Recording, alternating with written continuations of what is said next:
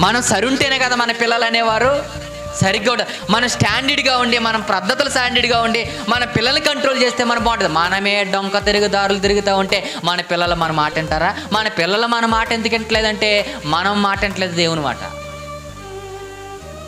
మనమేమో డొంక దారులు తిరుగుతూ, మనమేమో అనగారిపోయిన జీవితాలను సాగిస్తూ, మన పనికిరాని పనిపాట్లో తిరుగుతూ, మన దేవుని ముందే సన్నాశాసాలు వేస్తూ, పిల్లల ముందే మనం ఎటకార మాటలు మాట్లాడుతూ ఉంటే మన పిల్లలు ఎలా ఉంటారు చెప్పండి? దేవుడు కోరుకుంటుంది వేరు, దేవుడు కావాలనుకున్న పిల్లలు వేరు, మనం ఉంటున్న విధానం వేరు. ఆయన కావాలనుకున్న పంట వేరు, మనం పండుతున్న పంటలో వేరు. అందుకే ఎవరు దించుతున్నాడో తెలుసా?